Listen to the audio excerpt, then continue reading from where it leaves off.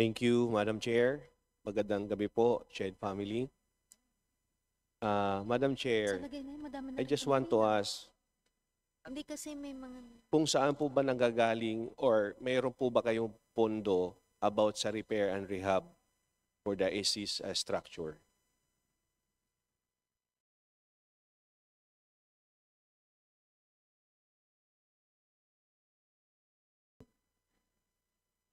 Hindi po kami nagbibigay, Madam Chair, hindi po kami nagbibigay ng repair ng pondo, repair ng mga SUCs.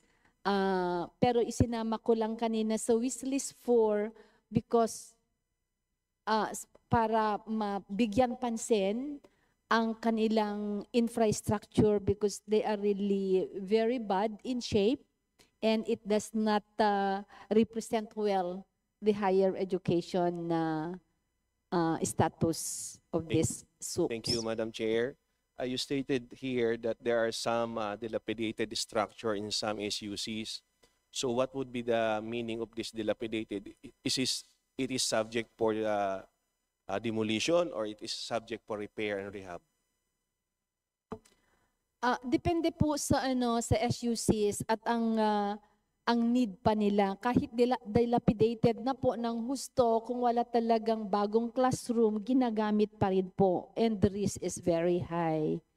And one thing, Madam Chair, is that we keep asking fund for our structure, and yet I found one structure here that there's an termination of contract. So may deficiency na po tayo sa mga structure, and yet here comes another problem. There's a termination of contract of one of the project. So may the committee knows the reason or the rationale why it is being terminated? Particularly, Madam Chair, in Visayan State University.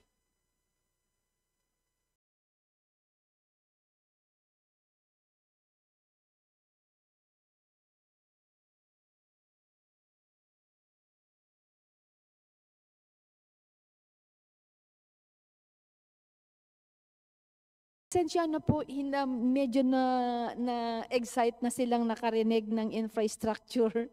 Kasi pati sa CHED ko lang din. Ano po yung tanong, Honorable Congressman? Meron po tayong unfinished building po sa Visayan State University campus. And marami po tayong deficiency sa mga classrooms. And yet, ito, unfinished and terminated contract. We know the reasons why it is being terminated.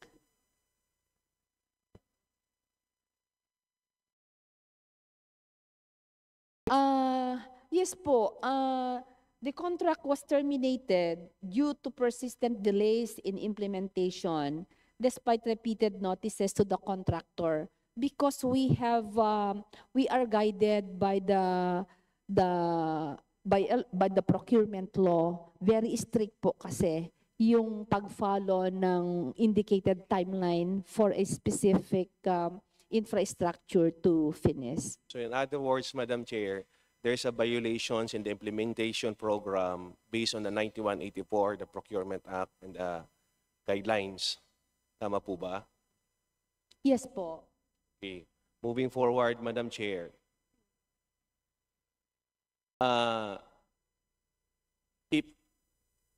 If the committee will manifest for the augmentation of the funds for the wishlist number 4 as stated therein, sa tingin niyo po, Madam Chair, na hindi tayo makaka-encounter ng delay or termination of contracts?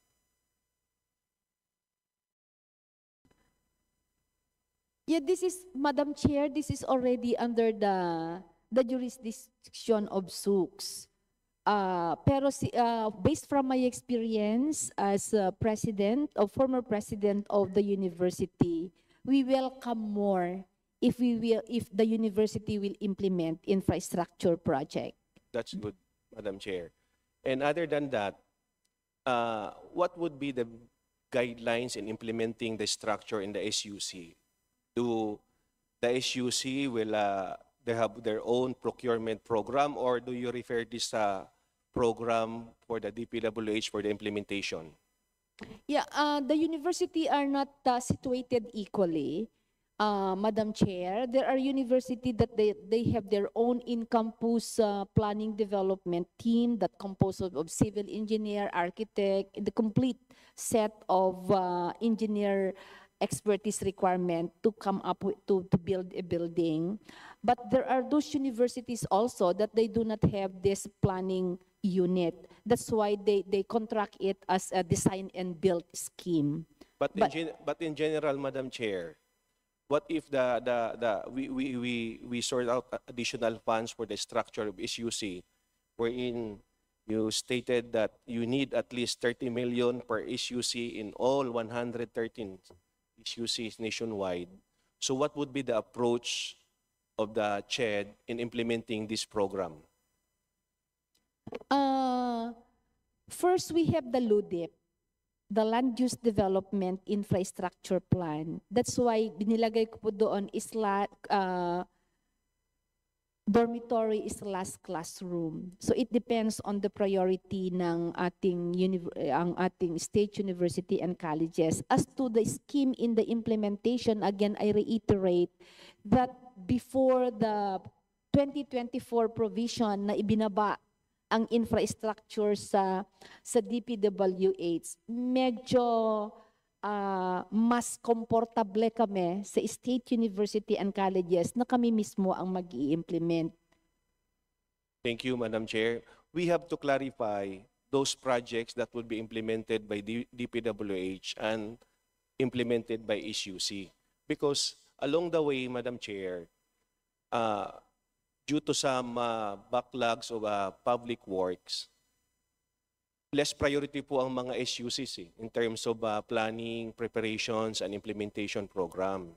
So if you are capable, of the SUC is capable for procurement, from procurement up to implementation of the program, I suggest that the procurement and implementation of additional fund for the structure would be conducted in the SUC. Madam Chair, thank you very much. I hope this will be part of the special provision for the 2026 GAA, strictly specifying that all income or all new infrastructure shall be implemented by state university and colleges, Madam Chair. Thank you, Madam Chair. And I would like to manifest, Madam Chair, that I move to augment the fund for the repair and maintenance of the existing or dilapidated structure to address the deficiency of buildings in all SUCs. So aside from that, additional funds for wish list number 4 for the structure or classroom or dormitory for all SUCs, 113 SUCs nationwide. Marami pong salamat, Apo Congressman. We'll take note of your manifestation, Kong. And I would like to commend, Madam Chair, our CHED Regional Director, Dr. Maricar Casquejo, for handling well the higher education program in Region 11. Thank you so much, Director. Na naalagaan po talaga yung LUC, SUC sa Region 11. And that will do, Madam Chair. Thank you so much. Thank you, Kong. Now we move